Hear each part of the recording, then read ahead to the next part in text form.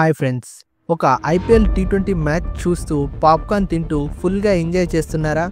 అయితే ఆ మ్యాచ్ వెనుక జరిగే అసలు డ్రామా గురించి ఎప్పుడైనా ఆలోచించారా? ఐపీఎల్ అంటే కేవలం క్రికెట్ ఆట మాత్రమే కాదు, $1 బిలియన్ బిజినెస్ ఎంటర్ప్రైజ్, ఒక ఆర్థిక శక్తి కేంద్రం. ఈ బిలియన్ రూపీస్ ఎక్కడి నుండి వస్తాయి, ఎలా ఖర్చు అవుతాయి, టీములకు డబ్బులు ఎలా సంపాదించుకుంటాయి, బీసీసీఐకి లాభం ఎలా వస్తుంది? ఈ రహస్యాలను ఒక్కొక్కటిగా ఈ వీడియోలో తెలుసుకుందాం. అయితే ఈ వీడియో కోసం మీరు ఓ లైక్ చేయండి అండ్ ఇలాంటి మరిన్ని వీడియోల కోసం మన ఛానల్ని సబ్స్క్రైబ్ అవ్వండి.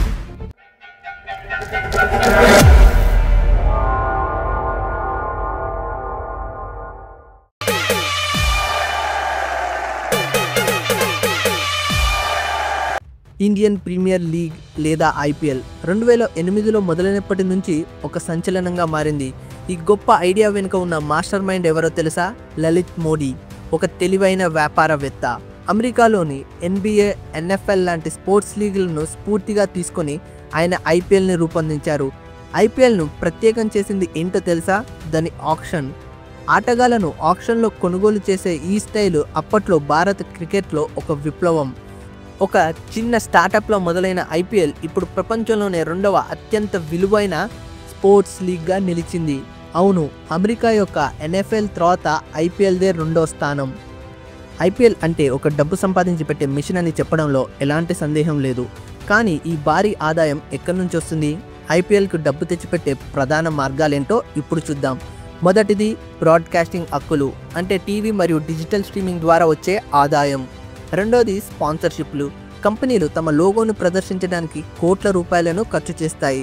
మూడవది స్టేడియంలో టికెట్ అమ్మకాలు, ఇంకా జెర్సీలు, క్యాప్లు, మగ్గులు లాంటి మర్చెండైజ్ అమ్మకాలు కూడా ఒక ముఖ్యమైన ఇన్కమ్ సోర్స్.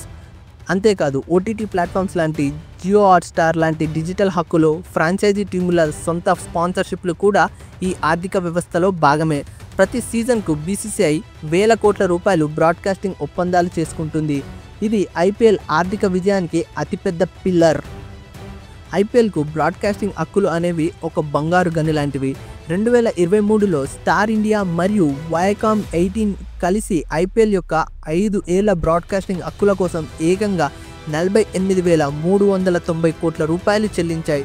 ఒక మ్యాచ్కు సుమారు 118 కోట్ల రూపాయలు అని లెక్క తీస్తే ఈ ఒప్పందం ఎంత భారీదో అర్థం చేసుకోవచ్చు. ఈ భారీ ఆదాయం ఎలా పంచబడుతుందో తెలుసా? ఈ డబ్బులో సగం అంటే 50% బీసీసీఐ తీసుకుంటుంది. ఈ డబ్బును లీగ్ నిర్వహణ, క్రికెట్ అభివృద్ధి కోసం ఉపయోగిస్తారు. మిగిలిన సగం డబ్బులను ఐపీఎల్ టీంల మధ్య సమానంగా పంచుతారు. ఈ విధానాన్ని సెంట్రల్ ఫ్యూయల్ రెవెన్యూ అని పిలుస్తారు. ఈ సిస్టమ్ వల్ల ప్రతి టీంకు భారీ ఆదాయం గ్యారెంటీ అవుతుంది, అది కూడా మ్యాచ్ గెలిచినా లేదా ఓడినా. ఐపీఎల్ మ్యాచ్ చూస్తే ఎక్కడ చూసినా స్పాన్సర్స్ లోగోలే కనిపిస్తాయి. ప్లేయర్స్ జెర్సీసు, బ్యాట్స్, స్టేడియం బోర్డులు, స్క్రీన్లు అన్నీ స్పాన్సర్స్తో నిండిపోయి ఉంటాయి. టైటిల్ స్పాన్సర్స్ లాంటి వివో, టాటా వంటి భారీ కంపెనీలు ఐపీఎల్తో ఒప్పందం కోసం కోట్ల రూపాయలు ఖర్చు చేస్తాయి. అంతేకాదు strategic, timeout, toss, power play ఇలా ప్రతి చిన్న అంశానికి కూడా ఒక స్పాన్సర్ ఉంటాడు. ఒక టీం జెర్సీ మీద సుమారు 10 స్పాన్సర్స్ లోగోస్ ఉంటాయి మరియు ప్రతి స్పాన్సర్ కోట్ల రూపాయలు చెల్లిస్తాడు. ఈ స్పాన్సర్షిప్ బిజినెస్ ఐపీఎల్ ఆర్థిక వ్యవస్థలో ఒక ఇంపార్టెంట్ రోల్ ప్లే చేస్తుంది. అది స్పాన్సర్లకున్న పవర్. ఐపీఎల్ టీములు కూడా ఒక్కొక్కటి భారీ ఆదాయాన్ని సంపాదిస్తూ ఉంటాయి. ఈ డబ్బు ఎలా వస్తుందో ఇప్పుడు చూద్దాం. మొదటిది బ్రాడ్కాస్టింగ్ హక్కుల నుంచి వచ్చే సెంట్రల్ రెవెన్యూ షేర్, ఒక పెద్ద ఆదాయ వనరు. ఇంకా టీంలు తమ సొంత స్పాన్సర్షిప్ ఒప్పందాల ద్వారా కోట్ల రూపాయలు సంపాదిస్తాయి. స్టేడియంలో జరిగే హోమ్ మ్యాచ్ల టికెట్ల అమ్మకాలు కూడా ఒక ముఖ్యమైన ఇన్కమ్ సోర్సే. స్టేడియం బోర్డులు, స్క్రీన్లపై ప్రకటనలు కూడా టీంకు డబ్బు తెచ్చిపెడతాయి. అంతేకాదు జెర్సీలు, క్యాప్లు, మగ్గుల లాంటి మర్చెండైజ్ అమ్మకాల ద్వారా ఫ్యాన్స్ నుండి భారీ ఆదాయాన్ని పొందుతారు. ఉదాహరణకు ముంబై ఇండియన్స్ వంటి టీంలకు ఎక్కువ స్పాన్సర్స్ ఆకర్షించడం వల్ల వాళ్ళ ఆదాయం ఇతర టీంల కన్నా ఎక్కువగా ఉంటుంది. ఇలా ఐపీఎల్ టీములు కూడా డిఫరెంట్ వేస్లో ఇన్కమ్ని జనరేట్ చేసి భారీ లాభాలను పొందుతాయి. అసలు ఐపీఎల్లో ఎటువంటి ఖర్చులుంటాయి? ఐపీఎల్ టీంలకు ఆదాయం ఎక్కువే, కానీ ఖర్చులు కూడా తక్కువేం కాదు. ఈ ఖర్చులు ఎలా ఉంటాయో ఇప్పుడు చూద్దాం. మొదటిది ప్లేయర్స్ యొక్క శాలరీస్. స్టార్ ప్లేయర్లకు కోట్ల రూపాయలు చెల్లించాలి. ఇంకా కోచ్లు, సపోర్ట్ స్టాఫ్, మేనేజ్మెంట్ టీంల ఖర్చులు కూడా ఉంటాయి. మ్యాచ్ కోసం దేశవ్యాప్తంగా ట్రావెల్ చేస్తూ ఉండాలి. సో లగ్జరీ హోటల్స్, సెక్యూరిటీ ఏర్పాట్లు కూడా భారీ ఖర్చులే. అంతేకాదు టీమ్ ప్రమోషన్ కోసం మార్కెటింగ్, ఫ్యాన్ ఈవెంట్స్, యాడ్ కంపెనీలకు కూడా డబ్బులు ఖర్చు చేయాల్సిన అంశాలు ఉంటాయి. అయినా ఐపీఎల్ టీంల ఆదాయం ఈ ఖర్చులను బాగా మించిపోతుంది. కాబట్టి చివరికి వీళ్ళకు ప్రాఫిటే ఎక్కువ ఉంటుంది. ఇప్పుడు ఐపీఎల్ను టీవీతో పాటు ఓటీటీ ప్లాట్ఫామ్లో కూడా లక్షల మంది చూస్తున్నారు. జియో హాట్స్టార్ ఐపీఎల్ను స్ట్రీమ్ చేస్తుంది. ఇది ఏ విధంగా డబ్బులు సంపాదిస్తుందో ఇప్పుడు చూద్దాం. ఈ డిజిటల్ బిజినెస్ రహస్యం ఏంటో కూడా తెలుసుకుందాం. స్ట్రీమింగ్ సమయంలో చూపించే డిజిటల్ ప్రకటనలు ఒక పెద్ద ఆదాయ సోర్స్. ఇంకా యూజర్ డేటా సేకరణ కూడా కంపెనీకి విలువైన ఆస్తి. ఎక్కువ మంది యూజర్లను ఆకర్షించడం వల్ల ప్లాట్ఫామ్ యొక్క బ్రాండ్ విలువ పెరుగుతుంది. భవిష్యత్తులో సబ్స్క్రిప్షన్ ప్లాన్ల ద్వారా కూడా ఆదాయం సంపాదించే అవకాశం ఉంది. ఇప్పుడు డిజిటల్ స్ట్రీమింగ్ టీవీ బ్రాడ్కాస్టింగ్ను మించి ఒక భారీ వ్యాపారంగా మారింది. ఐపీఎల్లో కొత్త టీం ఫ్రాంచైజ్ దక్కించుకోవాలంటే వేల కోట్ల రూపాయలు పెట్టుబడి పెట్టాలి.